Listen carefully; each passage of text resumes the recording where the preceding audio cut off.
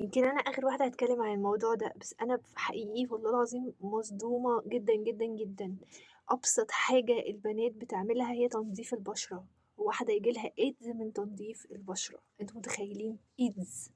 AIDS ده في أول حياتها عندها 21 سنة، بنوتة كويتية راحت تعمل فحص الزواج قبليها ب3، 4 أيام عشان المأذون بقى يكتب كتب كتاب والحاجات دي كلها، اكتشفوا إنها عندها AIDS.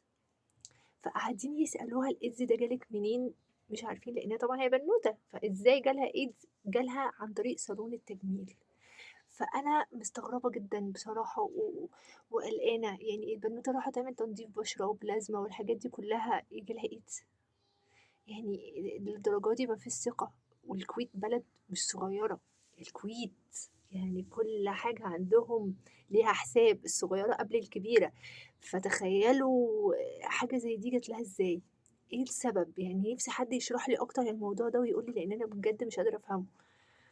أنا مخضوضة وحياة ربنا، يعني أنا اللي باقول للناس تهتم بنفسها كده، ما حدش يروح صالون تجميل خالص، خالص، ولا تروحوا أي حتة، اعملوا كل حاجة في البيت، اشتروا الكريمات واعملوا لنفسكم في البيت، ما حدش يروح الحتت دي، الموضوع بقى تجارة أكتر منه إنه الواحد بيحب مهنته، لأ دي تجارة، نكسب بقى، نوفّر، نعمل، مش عارفة إيه، ما نغيّرش حُقَن، ما نغيّرش مطرح الناس، ونحط ناس على ناس ونعمل، لأ خدوا بالكم كويس أوي.